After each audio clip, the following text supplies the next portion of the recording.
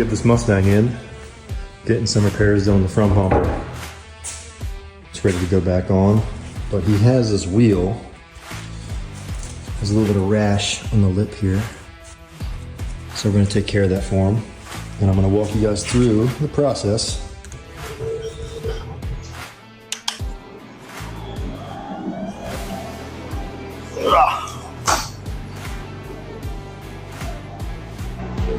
All right, first thing we're gonna do is wash this thing down. I have water-based cleaner. I'm gonna wash with that first to get all the grime and crap off of it.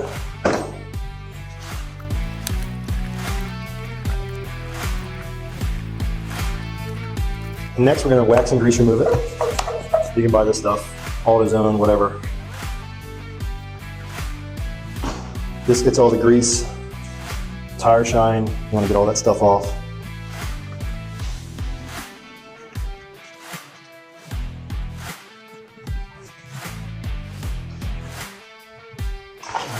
And then make sure you get the tire really good because you want tape and stuff to stick to that.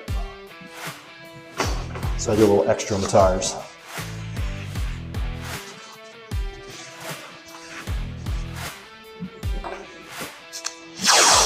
So next, I'm going to go and tape off the area where the damage is, just to protect everything, keep you from scratching stuff that isn't supposed to be scratched.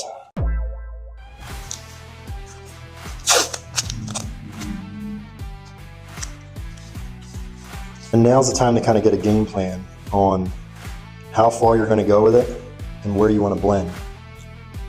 Something like this, I think we're going to go straight out to here and here, and then blend on the spokes here. So I always mark it just to remind myself, because you might get in the rhythm and then before you know it, you're standing way past where you're supposed to. I'm going to go in and prep this area better and then get ready for body filler. All right, so I got 220. I'm gonna go back on this area a little bit. I already sanded a little bit of it. I'm gonna feather it back the best I can. It's got some deep gouges. So you just wanna do what you can, but you don't wanna take too much off.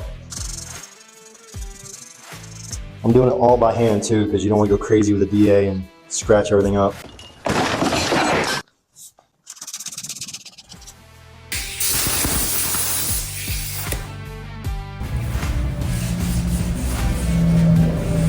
All right, for this part, we really just need a little tiny bit of filler.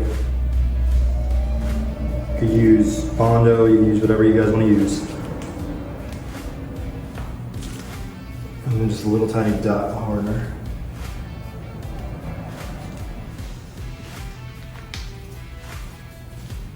I use a razor blade on small stuff like this. It's easier to keep it clean and small. All right. And I'll let that sit for a minute, let it harden. 20 minutes later. All right, it's been about 15-20 minutes. We're gonna go ahead and sand it down. I'm gonna hit the big stuff at 220 and then just finish it off with like 320 or 400. And then we'll get it ready for primer. All right, so we're all sanded. I finished it at 400. Now what I'm gonna do is just bring 800 to basically where we're going to stop spraying, where the blend areas are going to be. And just kind of bring it out, be really careful. Stay on that outside lip.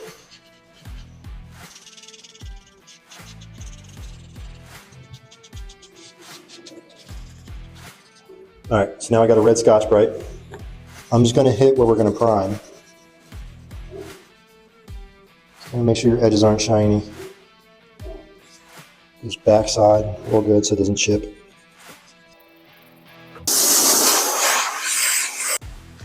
Wax and grease remover again. I don't spray the whole thing. I don't like soaking the body filler up. Get a little bit on a rag, kind of go over what you did, clean it all up, wipe it dry. So just tape it right on this edge.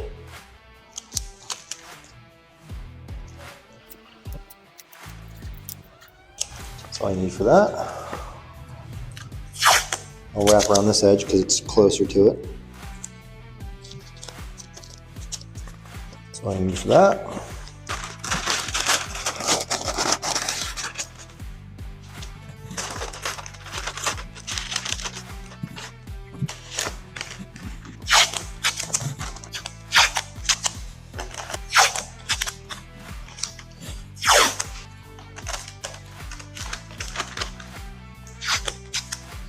All right, so we have a hard edge here on that line where we want to stop. What you don't want to do is have a hard line here and a hard line here and you primer up to it. I went back far enough because I know I'm only going to primer inside here, and I'm just going to let the paint kind of flow out. That way you don't have a hard edge where you're painting. All right, I got my primer mixed up. I'm using black primer. This is a high build, direct to metal. You don't want to pound it on, just put 2 coats, keep the pressure low. It's a small spot, so just keep everything as small as you can. And yeah, let's do it.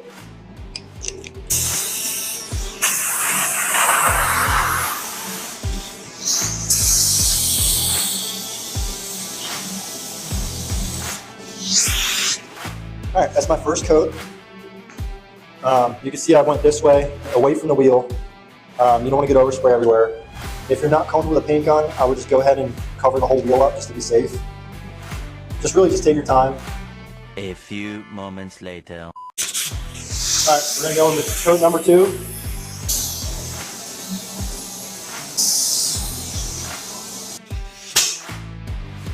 All right, now you can go ahead and untape it. Just be careful.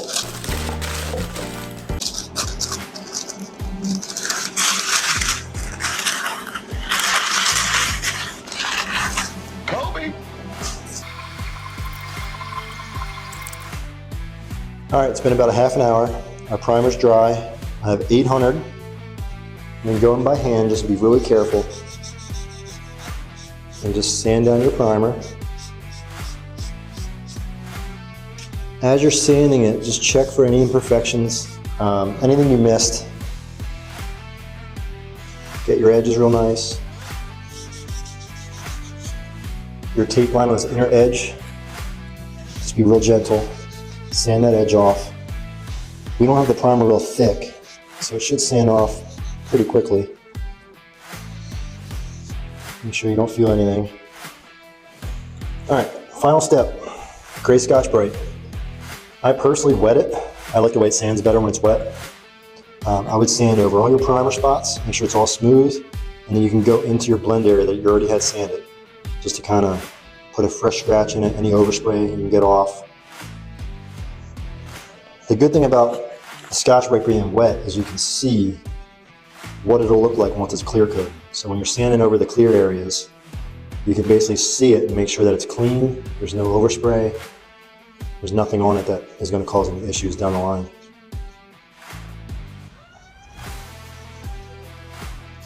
All right, I think we're ready to go.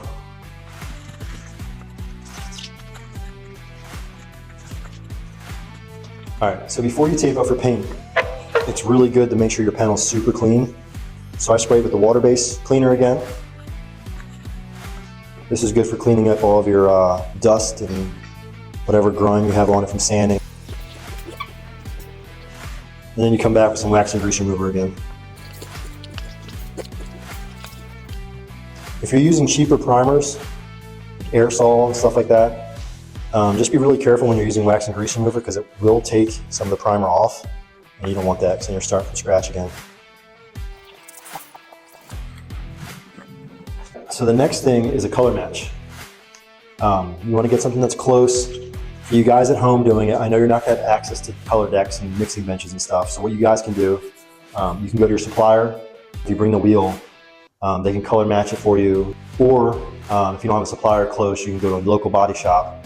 Those guys, if they're cool, they'll come out, they'll check the color, and most of them will sell you paint. I'm gonna go this route, check the color, get something close, mix something up, and then once I get some base mixed, we'll start taping this thing up, and we'll get it painted. All right, so now we're gonna tape it up for paint. We'll just blow it off real quick.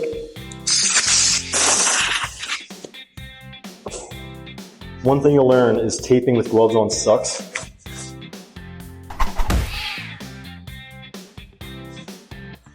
Do it in little sections too. You don't want to do long strips because then it folds. You don't want any folds. You want each piece to be straight on there. And that way there's no wrinkles and everything's real smooth.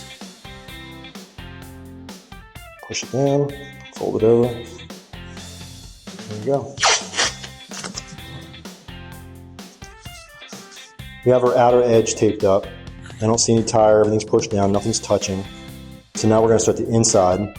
So what I'm gonna do is I'm gonna bring the tape a little bit further down than where we taped on the edge when we primed, and that leaves us room for fine line. So I'll tape up to it, just not on the actual edge, just right below it.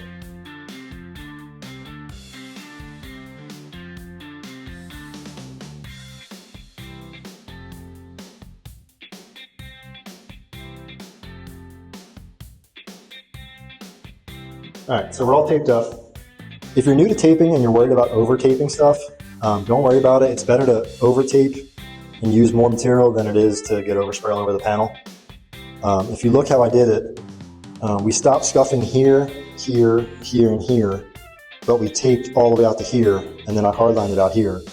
That ensures that we don't, when we're clearing, we don't create a hard line in the clear. And I'll show you what I mean later. But you want to make sure you bring it out far enough to give yourself plenty of blend room so you're not making any hard lines. And then on this inside panel, like I said before, you want to make sure that your tape on all the hard edges go below the edge. And that leaves room for fine line tape. The reason we use fine line is because the edge is a lot cleaner, it's thinner, and it folds better. So you can bend it around corners and it sticks better, it doesn't wrinkle. All right, well done the fine line. You can kind of see how I ran it right on top of the orange. On the corners, they're gonna wanna lift, especially on humid days. So I just put an extra piece of tape, the orange stuff, on the edge to hold it down, just for a little structure. And then on the ends, I left a little extra, and these are pull tabs. And I'll show you why later. All right, so now we're gonna cover this thing up. If you're doing a big repair, you wanna make sure that you cover it inside and out, make sure it's real nice. Something like this is so small that we can be it's a little more forgiving. If you ever use a razor blade on a panel, always be very careful that you don't cut through the plastic, through the tape, and into the paint, because then you're gonna have problems.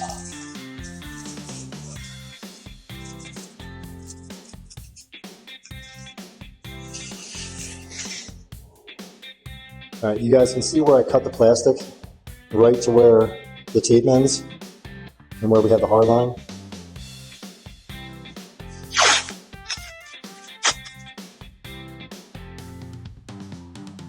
Make sure you don't tape down the fine line, peel that back a little bit. You want the fine line to be sitting on top of your final tape. That way you can pull it off. All right, next thing we're gonna do is tape down the plastic. You want everything being tight, keeps the dirt down. You don't want stuff blowing around when you're spraying.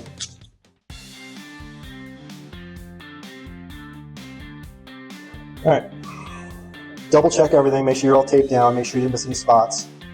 Make sure your fine line is easily grabbable. Check your corners, make sure they're pressed down real nice.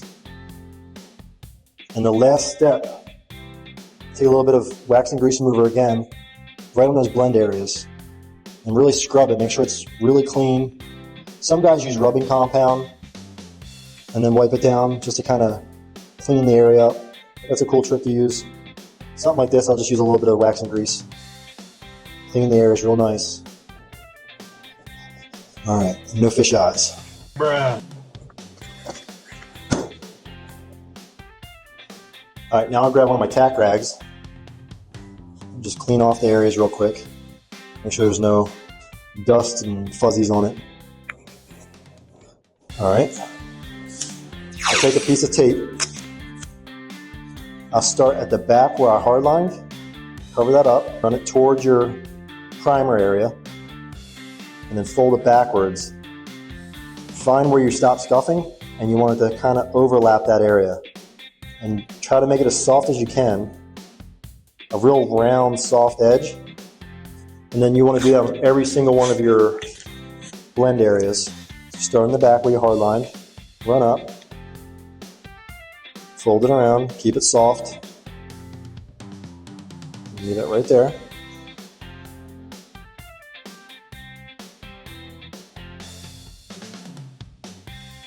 All right, we're ready to paint. Gloves back on. Turn the exhaust fan on. All right, so I'll blow some air on it. Tack it off one last time. Turn the pressure down a little bit.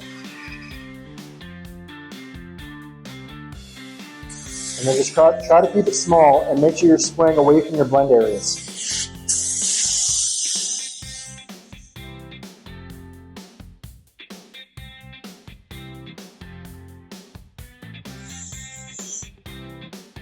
Always keep a flashlight handy, because it may look covered, but then you shine a light on it and you see right through it.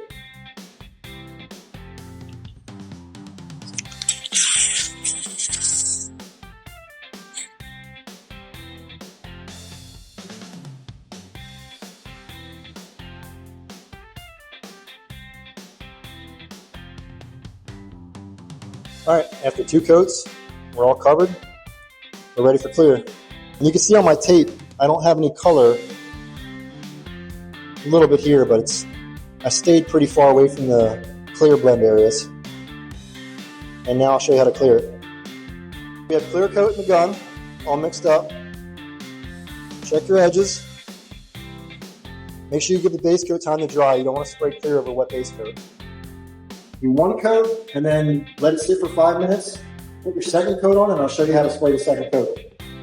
1 nap later. Alright, first coat's on.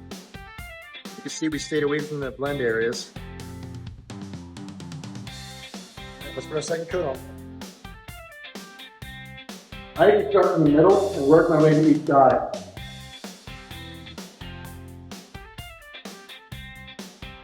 We'll kind of dust it out. So right up to where you stuck. Pull this back a hair.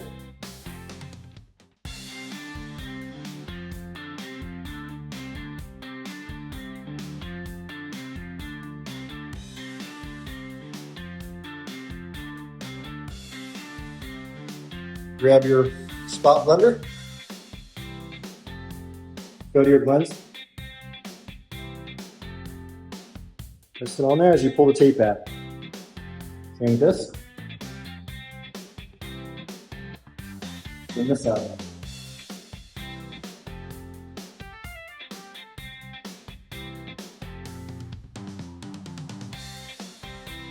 Pull this all back. Now we'll take our fine line, and while it's wet, fill it all up. And that makes sure that the clear melts into the edge there. You don't have like a hard line.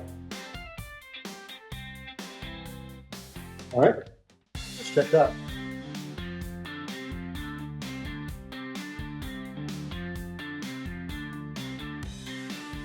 It's pretty good. The goal is to not see your clear blend.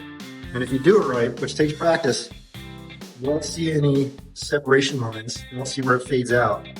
It just melts right in.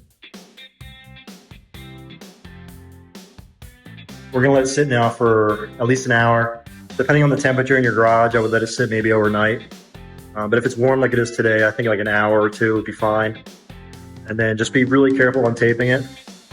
And yeah, that's it. 346 minutes later.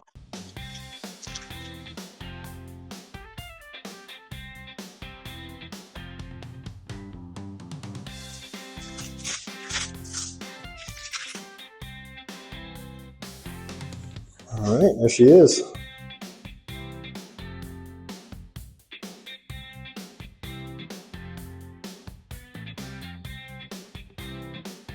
Alrighty, we're back here at the shop. Got the bumper back on, the wheel back on, torque to spec. Looks awesome.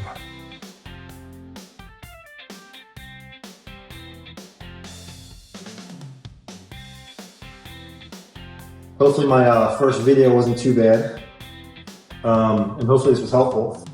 If you guys have any other ideas, things that you guys want to see me fix, or how-to videos or whatever, anything paint related, just let me know. I'll keep posting videos.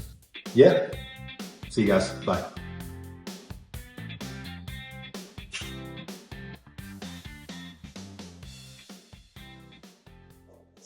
Can you find where I fixed?